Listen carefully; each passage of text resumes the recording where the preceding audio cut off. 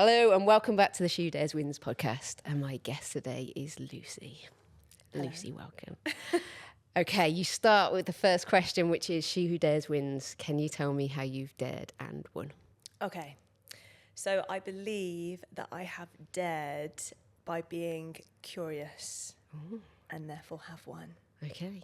Right, tell me about this most amazing career of yours. Okay, so I am a presenter. In the last year, it's sort of taken off in that way. But before that, I've just worked in the media production scene for about 15 years, just obsessed with this industry, which I know you can very much relate to, being able to do fun, crazy, cool things like this. But you'll tend to find me in an arena with big, like loud screaming fans for a sport they love, and I'll be on the big screen in the centre, basically encouraging all the hype and getting you ready for the game. Not broadcast presenting. That could be something in the future that I'd love to look to. But at the moment, I'm just your go-to hype woman. I love that as a title. I saw that on your socials and I was like, oh, what an incredible title to just go and like cheer people up and like connect with people. Yeah, amazing. And your background in terms of like the advertising space and casting, like how did you get into that? So I found my niche in production was with casting. So I just loved working with people and following stories of contributors for documentaries when I've worked for companies like the BBC and Vice. And as my career sort of grew, I was like, right, I need to develop a bit more. And also with age and finances, like living in London, the advertising world was just booming. So I started working with one of Europe's biggest ad agencies in a casting role. And then I was about to leave to potentially go to do the Beijing Winter Olympics, but then got offered a brand new position, which they created for me, which was a huge compliment. I've not actually had that experience before. They wanted to keep me so much. They'd offer me a full-time salary, this incredible title as head of talent, which meant they're head of casting. I got to build my own casting department and essentially book models for adverts like Ferrari, speak to very A-list celebrities and agents for huge documentaries.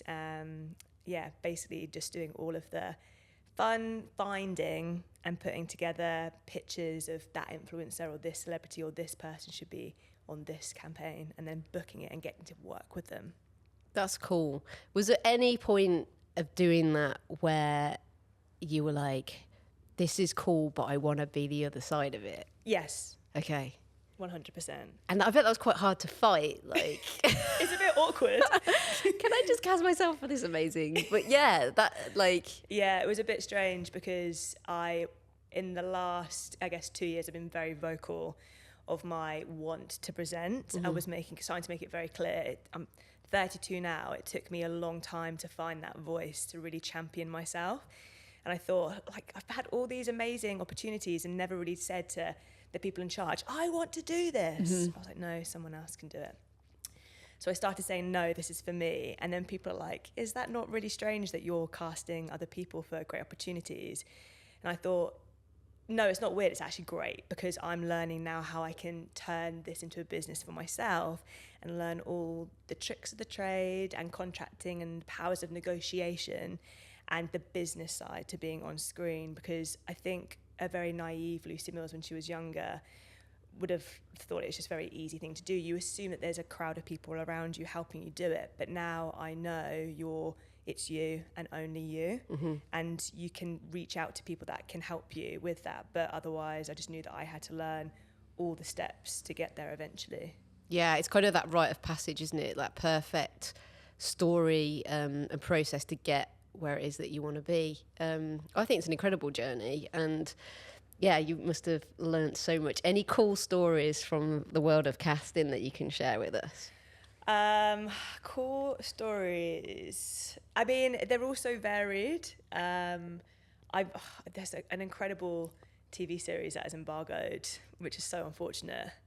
It was produced for Vice, so it was embargoed, but it would have been totally incredible. And that was just going to contributors around the UK and also the US who could totally relate to generation rent, which is like one of the biggest subjects, like issues of our time.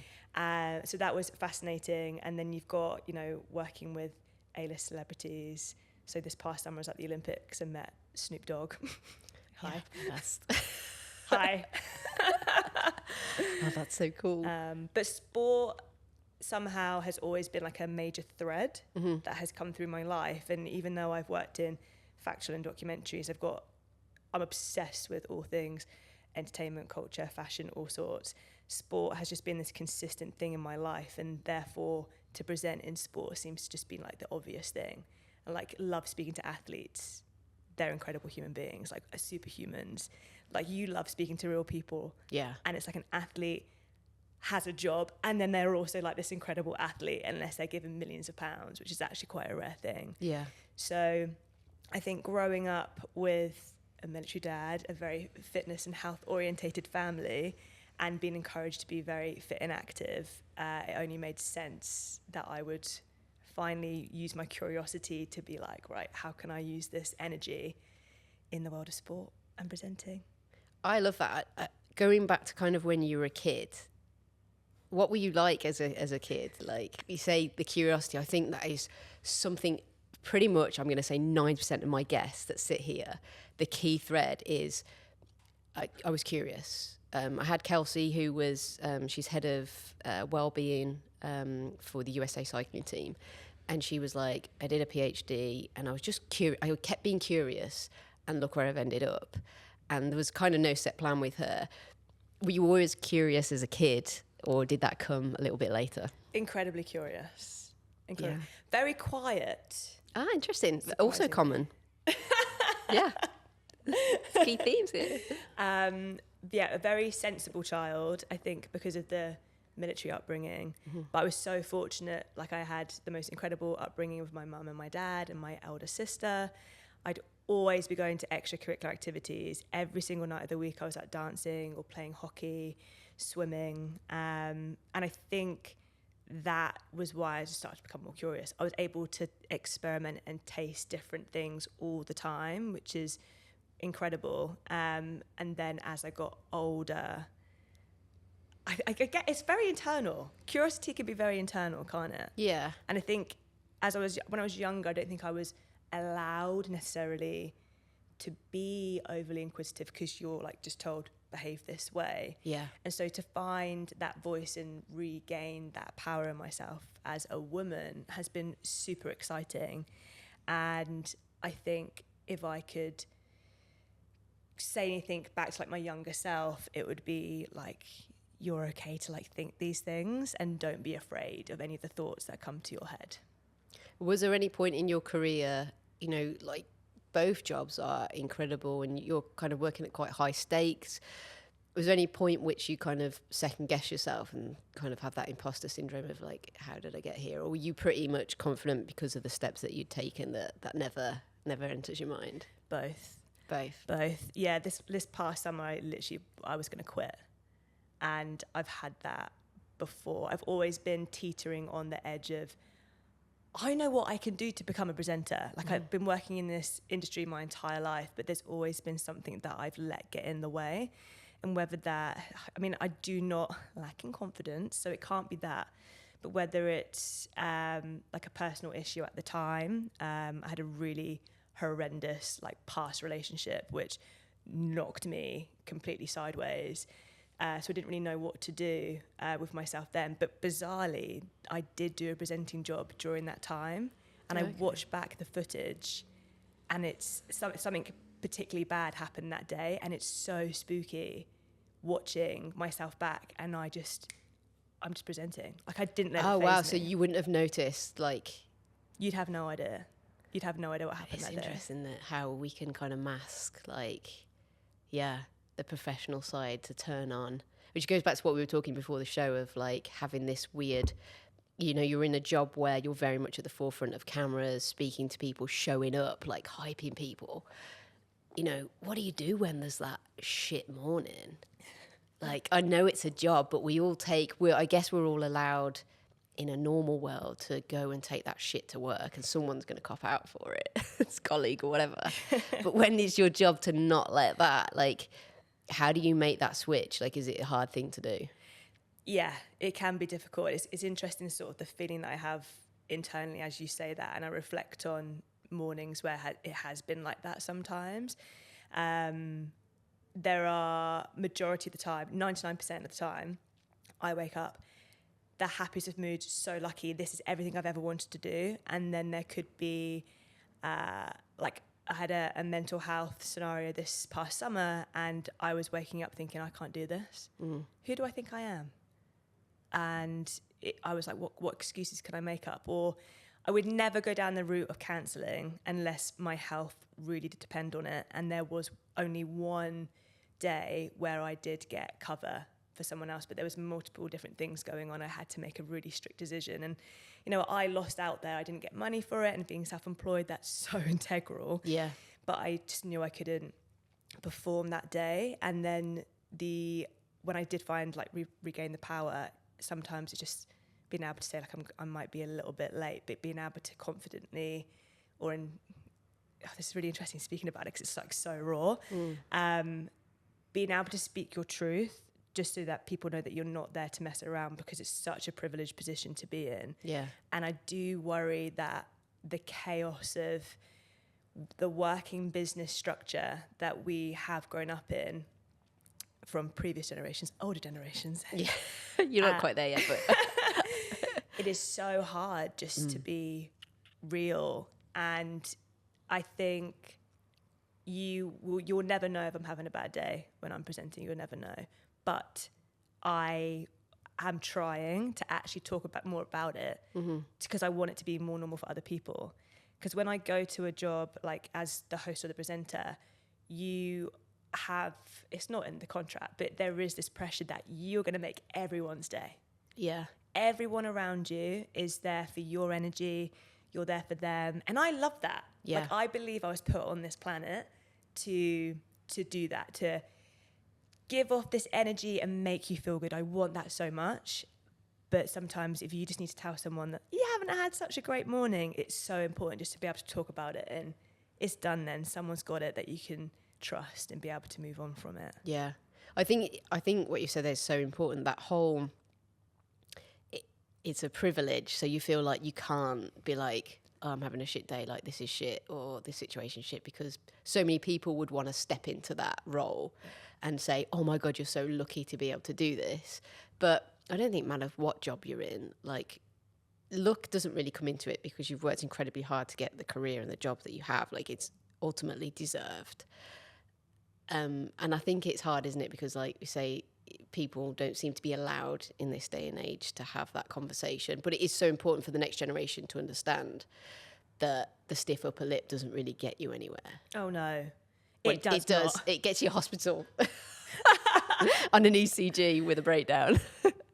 Oh, my goodness. Yeah. I mean, don't have too many balls in the air. And yeah, because I went through the career of just basically, you get up every day and every day is a bit of a fight. You know, you're fighting to prove yourself, your role. And so I was always like, I don't suffer from stress. This is not that. When your heart's like beating out of your chest and you think you have everything wrong with your world, and the doctor's like, yeah, it's really working for you, really working well. But it is about having that open conversation. Actually, when you do have that, before I was just like, oh no, like I can handle anything. Opening up, like, vulnerability is a great way to connect with other people, because we've all been in the same position, and there will be younger people looking to you that want that job that you do in the future, and by you sharing that story, they're like, okay, it's okay. Like, yeah, it's okay to have a shit day. It's okay for some days to wake up and want to quit. Like, that's totally. cool. Yeah, I actually I'm obsessed with Dallas Cowboy Cheerleaders on Netflix. Oh, I've not seen that. So that related, I never thought, well, actually, no, it makes sense, cheerleaders, and I'd like to think of myself as a cheerleader. I don't have pom-poms. It's the same job, right? The same job. Like, they have to turn up every day, and it all has to be absolutely perfect. But we're all humans, and we're all battling this external, internal, like, battle all the time. And it's quite interesting, because you know, staring out into audiences of hundreds of thousands and seeing some of the faces or the looks you get back, sometimes it can make you really question what you're doing. Really? That's so interesting. Yeah. So, okay, talk me through that. Because, yeah, you show up and you talk. You know, there's hundreds of thousands of people watching you. Yeah.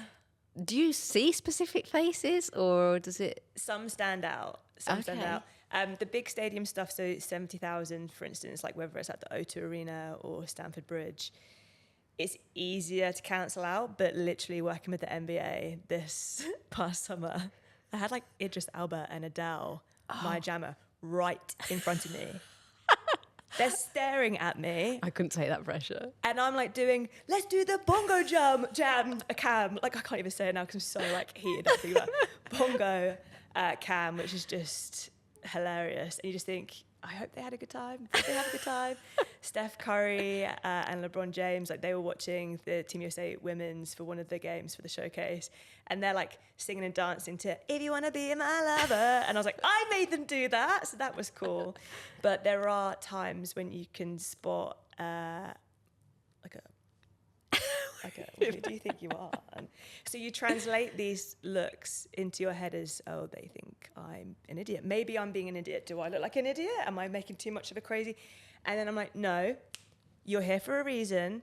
You get booked because you do crazy things sometimes. You bring the energy, so just remain calm. That is just one person's really bad resting bitch face. But trust me, yeah, it's like, hi. Do you want to smile? I do say sometimes outside of Wembley Stadium, this might sound quite bad, I do fan zones, so getting the crowd hyped before they go in. And sometimes if I get a little bit, I'm like, don't forget you can have a good time.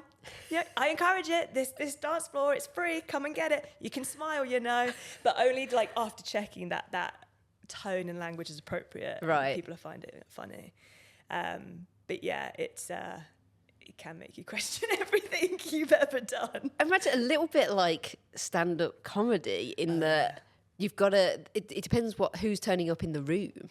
Like if they're kind of, I guess the events you're going for, people are there to get geared up to have a great time, but you really are putting yourself out there, which is like, is that kind of like the heart pounding something you thrive on and that you need?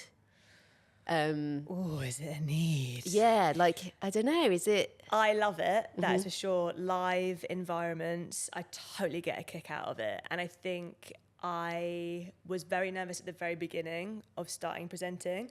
And I've just like, oh, it's just let's just go again.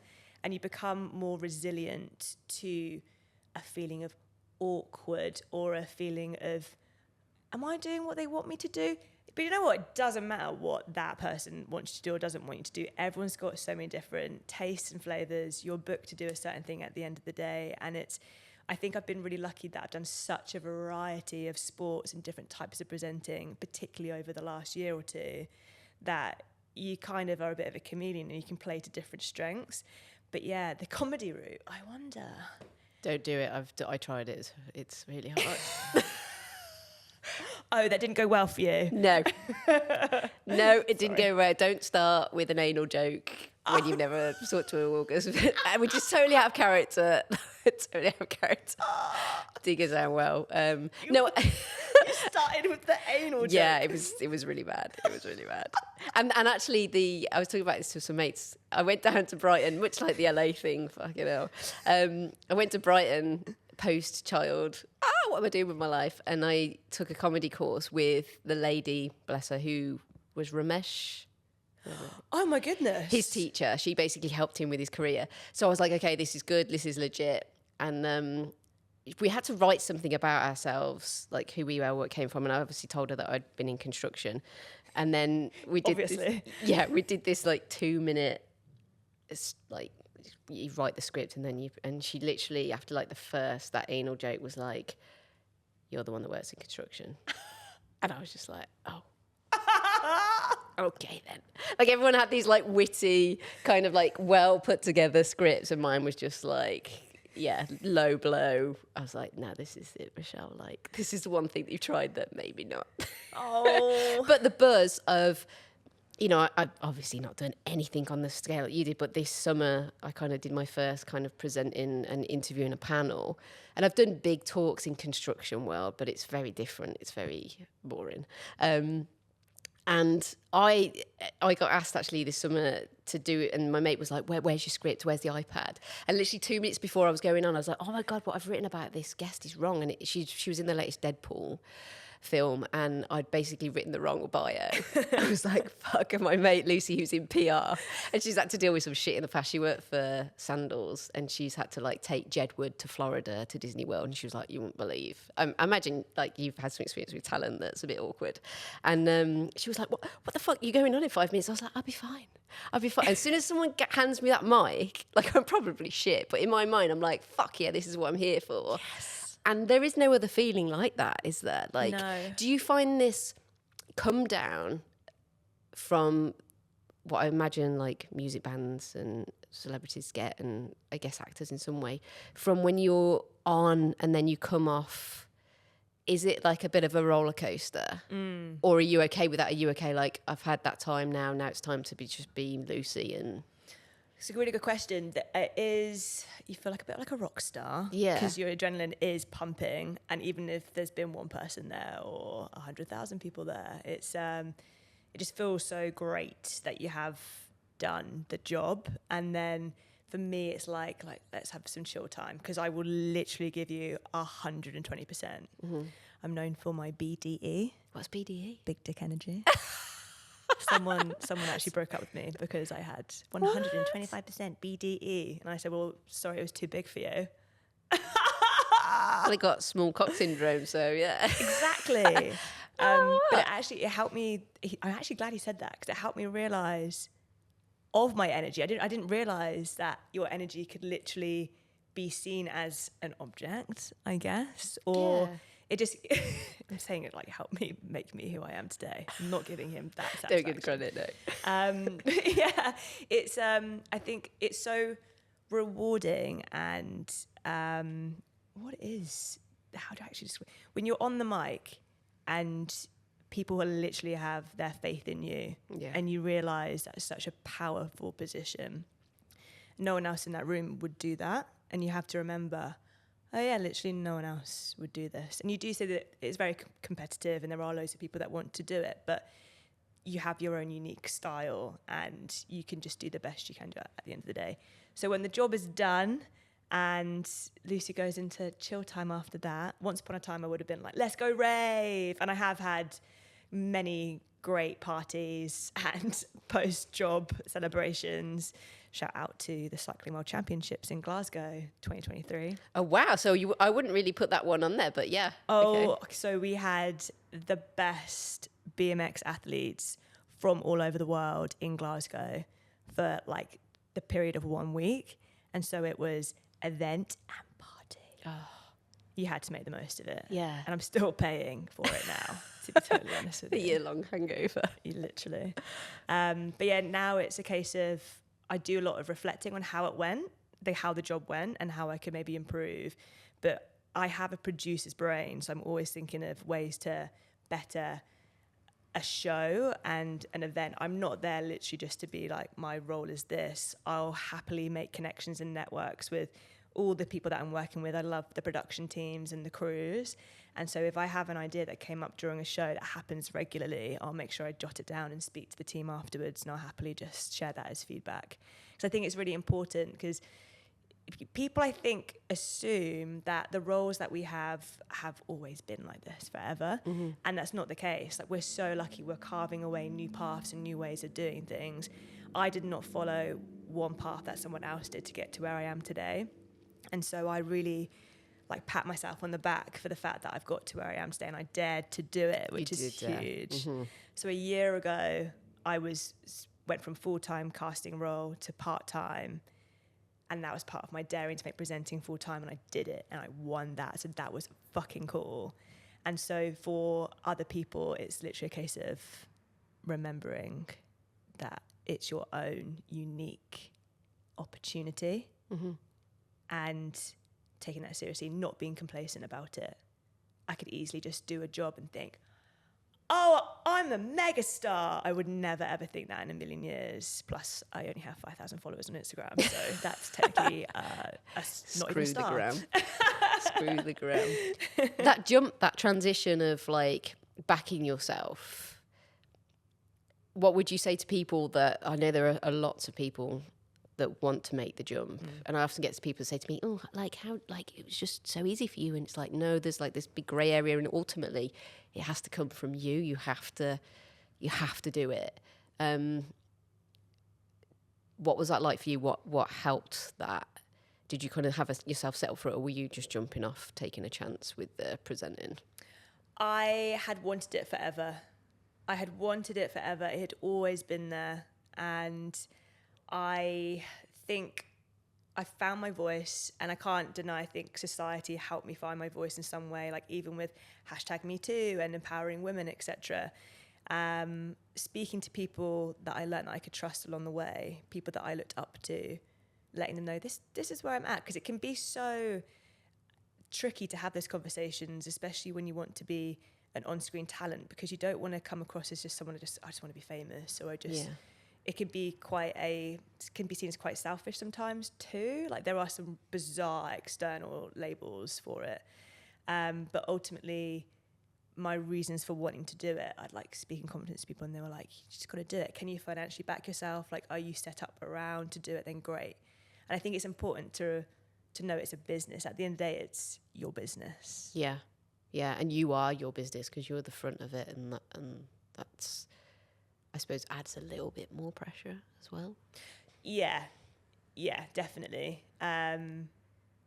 It's nothing like just being an influencer or a celebrity, that type of thing. It's a genuine role with like actual like skill sets that you really need to be able to deliver. So from being able to just go to a conference and be a bit more formal with your delivery, or being able to go be a hype woman and getting you ready for the big game. Just give me a genre and I'm there. Like, I'll do it for you. Need a different accent? I can do Scouser. Oh, nice. Basically it. That is good. That's actually something I'm really interested in, is obviously you were on the back end of side of things with the casting, which I think is a hard job anyway, like getting the right person for role. You've got to be really in tune with people, trusting of yourself to pick the right person, and maybe take a punt on an occasion with someone that's probably less well known.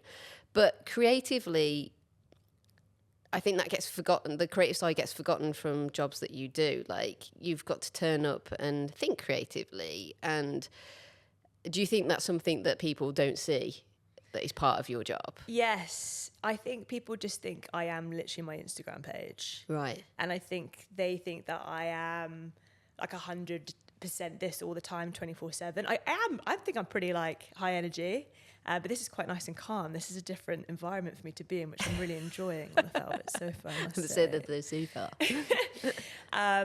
But yeah, I think it is a case of people just think it comes naturally, and it doesn't. Like, there's so much prep that goes into it, especially the variety of sports that I've been covering. You've got to put in your time to research it and really know your role as a conduit for that subject or that sport, and what it is, what's the purpose of you being there.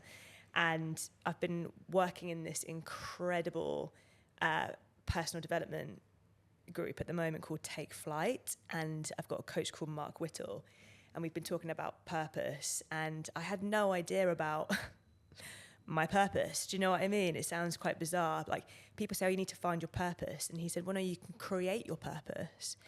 And so I came up with the idea that my purpose is to inspire curiosity and ask the questions that no one else can, or ask the questions that other people are afraid to ask. And sometimes that's not even by asking a question. I feel like you can do that just by being you and encouraging a positive energy or a fun, or just implying. So I would never want someone to feel uncomfortable with my presenting style ever. I think there's a lot of elitism, especially in sport, of making people feel like they don't belong, or you can't like the sport because you don't play it.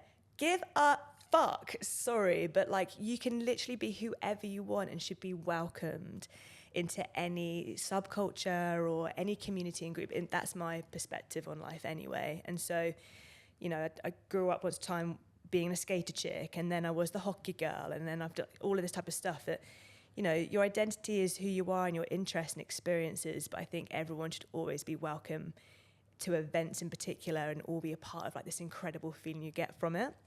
And so, yeah, I hope that that's how people feel when they leave after seeing me on the microphone anyway. Yeah, no, I mean, like, I'm going through your socials, I was like, oh my God, like, I need a bit of that energy every single day. Like, it really does come across. And then meeting you in person, and I'm not just saying this for the sake of the podcast, but you have that energy, but it's very real.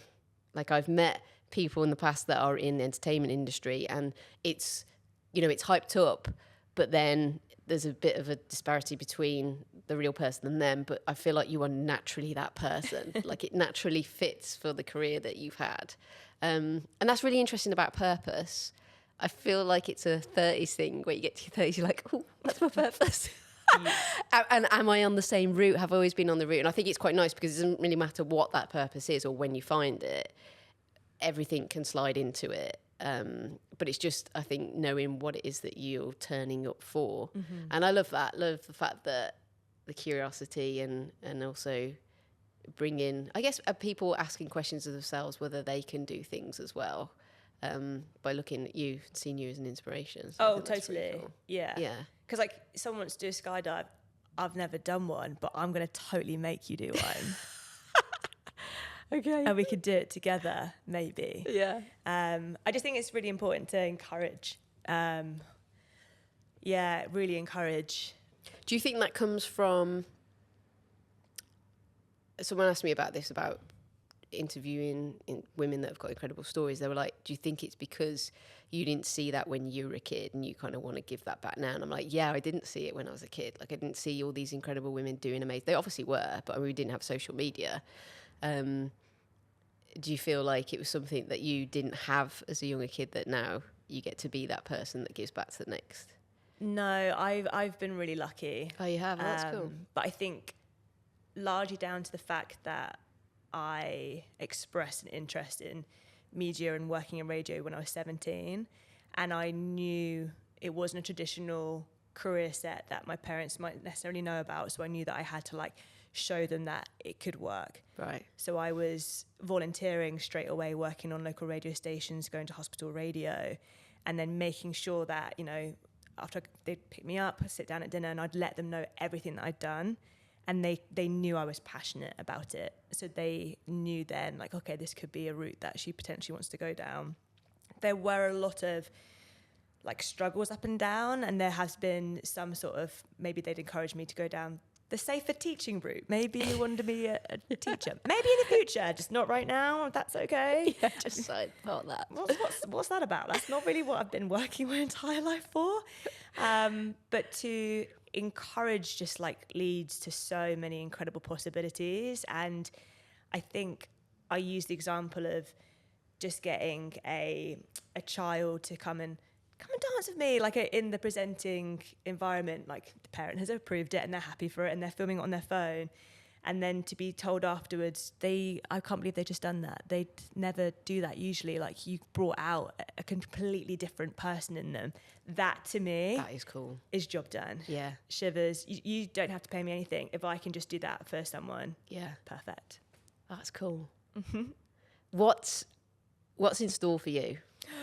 Because I'm excited. Like, I can see where your career's been and where it's going, and some incredible highs. But what else is on the agenda? You tell me. You dare me. The Lucy Mills show. Oh, that would be so fucking cool. Whether it be podcast or video, yeah.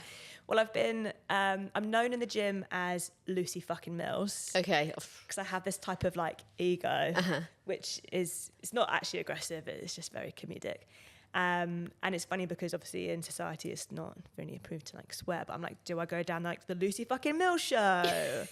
And do like call her daddy vibes, or do I need to keep it just Lucy Mills and just be comfortable with who I am as I am in my 30s navigating this world? But I would love to come full circle and return to the power of audio, given that I started out in radio, and a podcast would be stunning. I would like to work with a brand, I think. So if you want to tap me up, feel free to be their voice potentially.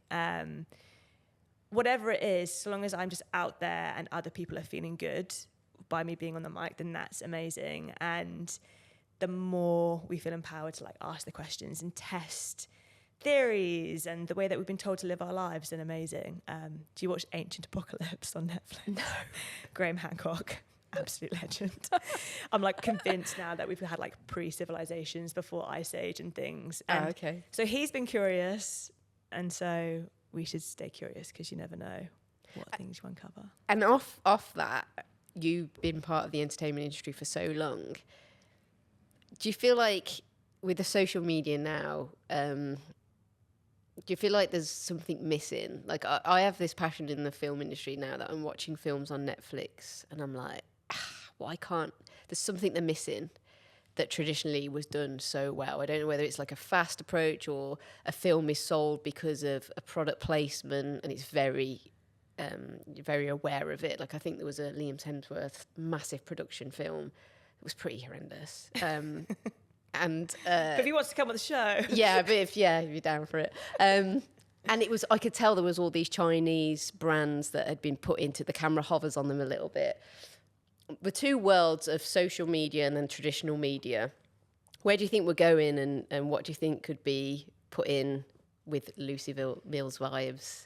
This is so interesting. It's a hard question, sorry, yeah. That's it's a good question to unpack. I think that from one aspect, going for like the earlier part of the question, I think that society and like the truth of how we actually live our lives has changed so much. So like the magic and the finesse or the mystique of what a film used to be has changed so much only because the narrative of life has changed. Romance is dead. Love does not exist. I'm just kidding. Love is one of my core values and I love love. But I think that we're experimenting very fast. I think I've been lucky that I got to see the media world change, but so rapidly from linear TV all the way to like fast channels and multiple platforms that it can't even keep up with itself. It's that crazy. And therefore, as people, as creators, as whoever we are in the world, we're all like trying to catch up with, whether it's your consumer, just trying to figure out what do you like, because there's so much to consume. I do worry that social media is just pure advertising, and that I think that's just so harming. Like I look now at billboards and I just think, I'm sick and tired of seeing adverts. So sick and tired of it. And then I'm like, well, Lucy, you're constantly advertising for yourself on social media to present. I'm like, well, yeah, I need work. And then you're like, well, what is the difference? So I'm writing a social media rule book. Oh, nice. As a result of having a break from socials this past summer. Yeah. And I'm hoping that that's going to basically just translate how I've started to use social media now. Not that often. Used to use it way too much and sort of take back that control because I noticed it was controlling me. And I think that other people also should be considering how they use socials and from how they consume it. Like people say, oh no, I didn't go on it that much. I'm like, you're lying. We all need to have like a serious check of ourselves. Yeah, when I got deleted off Instagram and I deleted all my apps, and then when I went back on, I put on the restriction. Oh yeah. And I was like, oh, just go and have a look what it was. It's like 4 hours 50 a day. I'm like, that's half a fucking day job. Like 8 hour working day. And I'm like, yeah, but it's your job. No, actually, your job is, for some part, is to put content out, but the consuming is the bit you forget about. Totally. And for someone who has a brain that likes to be constantly fed, it's even more dangerous. Yeah. And actually, you look at the value, I'm like, what is the value of that 2-second laugh or, oh, I get it? And I'm now converting back to the original, which I loved, which is YouTube, because you can get that more in-depth relationship with the content creator. Yeah. And yeah, it kind of feels icky when but you have to have a real stern word with yourself, don't you? And be like, you do. Yeah. This is the beast that you're addicted to. Like, yeah, I think as important as the food we eat and the type of health and gym routine that we have, it's just as important. You know, we are in an addiction crisis with digital media and social media, and I think that we all need to be educating ourselves on that. Like some of us be thinking, oh, but I've had it my entire life, like it's totally fine. It's not fine. Like we all are impacted by different types of addictions and things like that. And it's a huge subject, so I won't go into it too much right now, but I definitely saw that creeping into my life and the mental negative side effects that it was having. And so to regain my power over it, there's positive side effects from it. Like, we connected. Yeah. We wouldn't be here today if it wasn't for social media. So I would never bash it whatsoever. I just think as people, we need to like evolve and develop and know ourselves better in order to use it. YouTube love. I dared myself to start a YouTube channel at the beginning of the year. So after hosting a BMX competition last year, the World Championships, was really fucking cool. I felt so uncool. I was like, they're going to hate me. And then this community just like welcomed me so much. I ended up buying a BMX and learning how to ride it. So that was great. The YouTube channel was started to basically document that journey. I haven't really kept up with the channel, but I started it. That's everything starts. And I think people would be really interested in seeing like a little bit of behind the scenes of what goes on. So I think that could be incredible. And then you'll get into these amazing events too, where you can just share your experience of like what that gives back to you. Totally.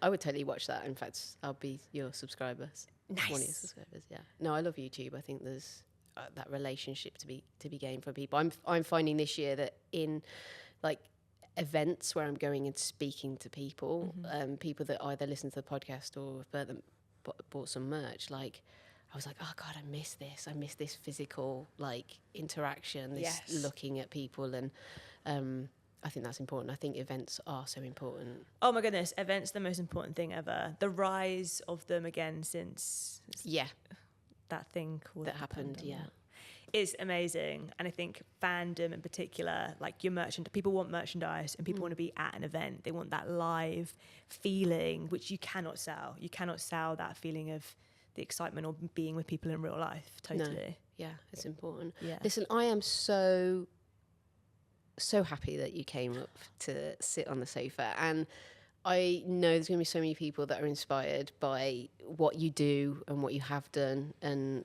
thank you so much for sharing your story. You definitely embody Who Dares Wins. Yeah. And I need to harness some of that energy you have in the gym so that I'm not just granny in the corner going, oh, this is so hard. Just fucking go full send. Yeah, full send. Yeah, literally just in your head, just be like Lucy Mills would be saying, you can do it. And if I'm in the gym with you, I actually do shout at you. I'm like, let's go. I like that. I actually texted Becca yesterday, and like the strongest woman that I had on, and I was like, mate, everything hurts except my eyelids. And she texted me back and she was like, you didn't fucking work hard enough. Your eyelids need to hurt. And she put the same, she was like, full send. And I'm like, there's no much send left in the body. But no, your energy is amazing. I think what you're doing is incredible, lifting people up. And I feel like the soul searching that you've done this year as well is incredible. And thank you for sharing that so honestly with everyone. Looking forward to following your career and keep being Lucy fucking Mills. Thank you. It's been a joy. Absolutely great to be part of this community now. Can't wait to start wearing my merch. We're not letting you out. Yeah, on that, I've got you a little present. I'm so excited. Oh my God, it's in a package. Yeah, well, I thought the new bag's arrived, so I was like, I have to. Oh, honey. How gorgeous. And there's more where that come from. Empower, inspire, and be badass somewhere. Oh, yes. There's a wee hoodie. There's Sorry. that's all right. The There's some excitement. stickers. Oh my goodness. Iron-on patch, which can go on anything. This is so amazing of you. We'll sort you out with more merch because, you smash it. I'll be wearing this every single day. There aren't many people I meet that love dungarees, so I'm going to have to sort you out with some dungarees. Literally. Yeah. The best thing in the world. It is dungarees in heaven. 100%. You've got to be comfortable. Because I have to dress like quite smart most of the time for most of the jobs that I do. So it's cool to just, Cash. Yeah.